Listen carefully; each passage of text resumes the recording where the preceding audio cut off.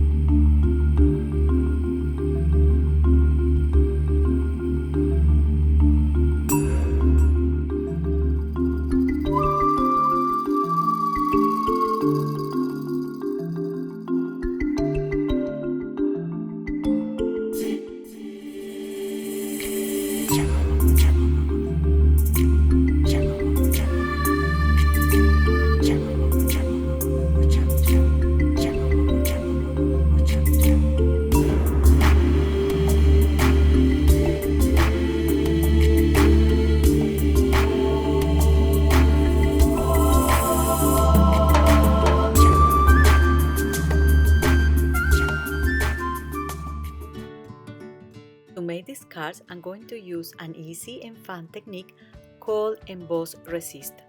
And all I have to do is applying clear Versamark ink on my stamp, and I'm going to stamp the image on watercolor paper, like so.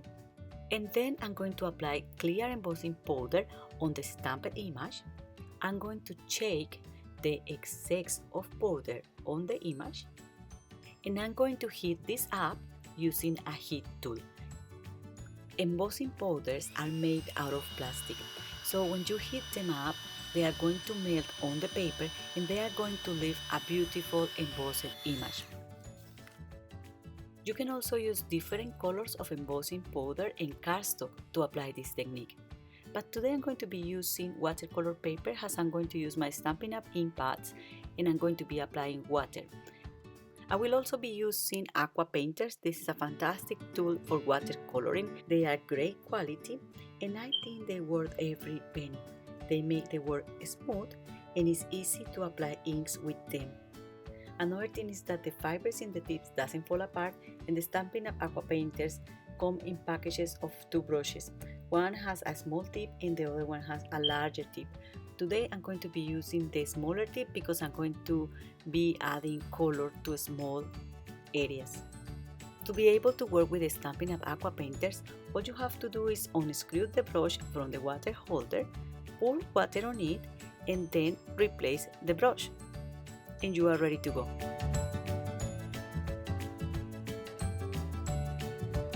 Okay, so now I'm going to start applying the color, which is the fun part. And I'm going to use Sweet Sugar Plum, one of the new ink colors from the new ink color collection from Stampin' Up 2016-2018. To start, I'm going to squeeze the aqua painter barrel to get some drops of water on the lid of the ink pad. Then I will apply the first wash all over the embossed image, randomly and in circular motion, like so. I'm applying this first wash on dry watercolor paper. I haven't applied water previously, and all I have to do here is paying attention to keep adding color inside the edges of the embossed image. Now I'm going to use the Stampin' Up heat tool. This tool has 2 heat settings. One is to dry ink and the second is for heat embossing. As I'm going to dry ink, I'm going to set the heat gun in 1. The good thing about this technique is that anybody can make it. You don't need to be an artist or an expert to do this, so don't worry if you get something like this, it's completely fine. Now we are ready to apply the second wash. So dry the tip of the brush and get as much ink as possible to apply a second generation of ink. And this time you are going to apply ink only to the edges of the image, like so.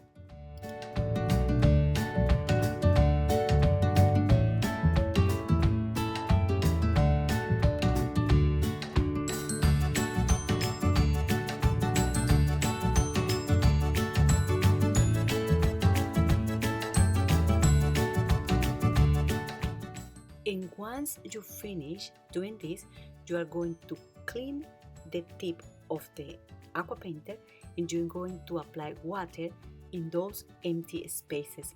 You are going to drag the ink from the edges to the center of the image. You can also re-ink the aqua painter if you feel that the edges of your flower are too dark in comparison with the center of the petals. You're going to get something like this with too little effort.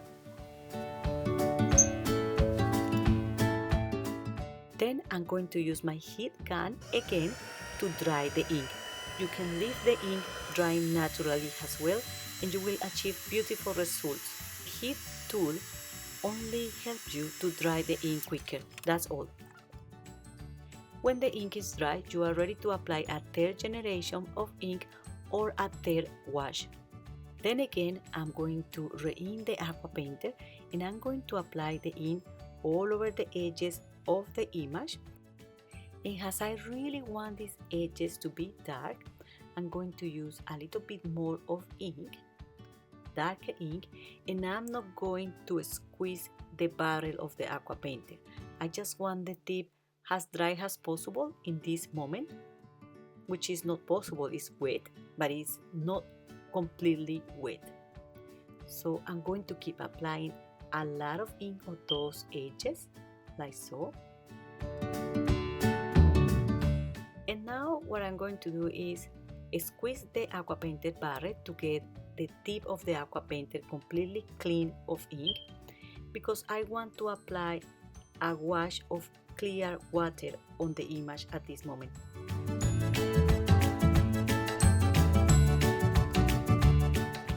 So that's how I blend the inks and I make the color a little bit more even.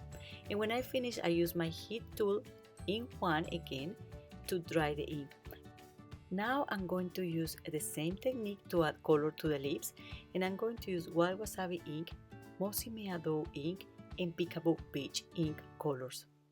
So I'm going to start for the Wild Wasabi ink, and I'm going to squeeze the ink pack to get some ink in the lid of the ink pad. And I'm going to apply a little bit of water, and I'm just randomly going to apply the color on the lips.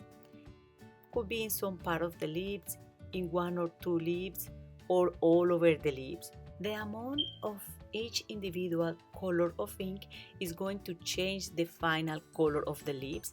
As you can see in the pictures in my blog or at the end of this video, the lips look a little bit different, but the only difference they have is the amount of ink I use from each color. But I have used the same 3 ink colors to paint the lips in all the cards you have seen at the beginning of the video and the cards you can see in my blog post related to this video. So I'm applying here ink on top of another wet ink because now I need to blend 2 different colors. But I also can leave this dry for a little bit and then reapply ink on top and blending the inks later. So this technique is very flexible. As you can see here, my inks are almost dry, and now I'm going to use a very dark ink, which is Mossy Meadow, and I'm going to start applying the ink on the edges of the image as I did before, like so. And I'm applying a lot of water here. Not a lot of, in my language, a lot of is more than a little bit. So I'm applying just randomly some patches of ink here and there, or strokes of ink, and I'm going to leave them dry for a wee while, and after I'm going to drag the ink towards the center of the lips, and that also is going to give some movement to the image. If you think that the color you are achieving is not what you are expecting, you can also leave the color and reapply the ink, but you can do this while the ink is still wet. But you can also apply a little bit of water on top, and then using a tissue paper or a cloth, you just leave the ink again and again and reapply the ink as many times as you want. I also wanted to add some light to the lips, and that's what I'm applying a little bit of Peekaboo Peach ink in the center of the lips. Every time I change the ink color, I clean the tip of my aqua painter. And I'm going to show you here how to get rid of those unwanted stains on watercolor paper.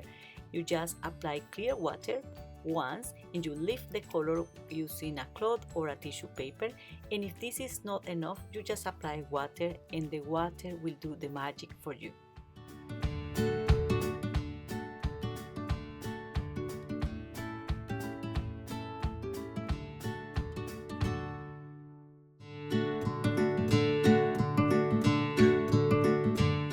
So I have finished the coloring and now I'm going to show you how I complete the card. I used to make a bunch of banners on black cardstock using Versamark ink and white embossing powder. Before stamping, I used the embossing body, which is an anti-static powder. And then I'm going to stamp on the cardstock several different sentiments that I'm going to use to make banners for different cards.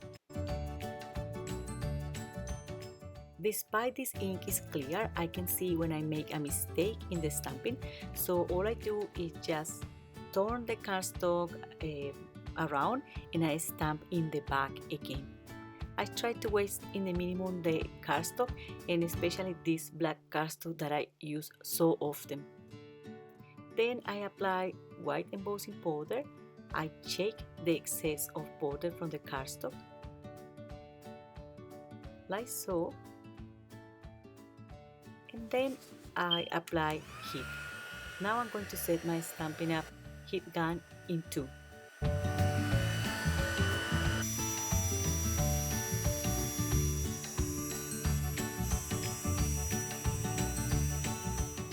Then I trim all the banners using scissors.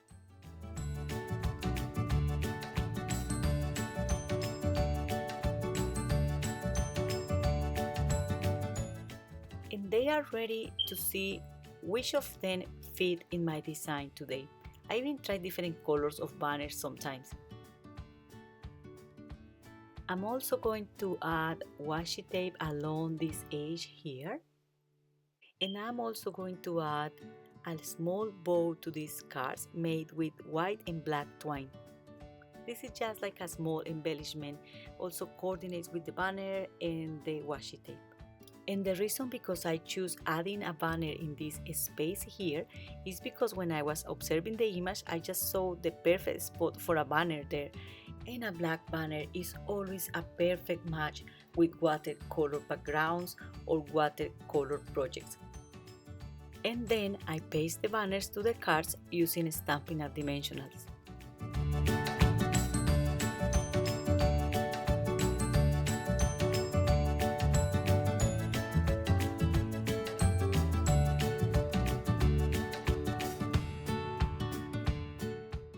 When I was putting the cards together, I just noticed that these two banners here are too large for that space, so I'm only going to use those ones that fit perfectly in the space or in that gap, and only with the small fonts.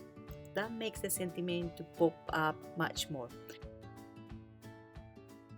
Now I'm going to show you how I make bows using twine. I just grab a needle or any very slim object and I tie a knot around, and then I tie a bow. I release the thread from the needle like so, and I'm ready to go. So that's all. That's the way I make quickly bows for my projects. And then I use a glue dot to paste the bow to this project, and after pasting it I just give a little bit more of shape because it's all quirky in this moment, so I just make it nice and tidy, and that's it. For the card base, I'm going to use Sahara Sand cardstock from Stampin' Up! Or any of the neutrals could be used as well. These colors do not compete with the colors of the image I just create, so it's just perfect. I'm going to use an A4 sheet of cardstock to make 2 cards, and I'm going to cut this paper in half using my Stampin' Up! Trimmer. I just align the edge of the paper here with this line here, which mark 15 centimeters. And then I fold each of these pieces in half, but before I use my scoring tool to find the half of these pieces and create a score line to make a perfect folding.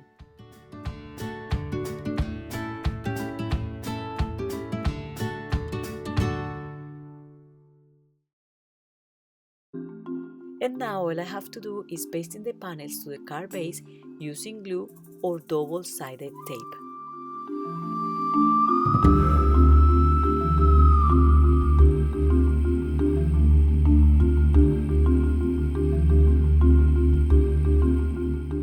I also add rhinestones to all the cards, as you see here. And that's all for today. I hope you enjoyed this video, and do not forget to subscribe to my channel or visit my blog for more ideas and inspiration, or to order Stampin' Up! Products anytime. Thank you very much for watching and happy crafting. Bye!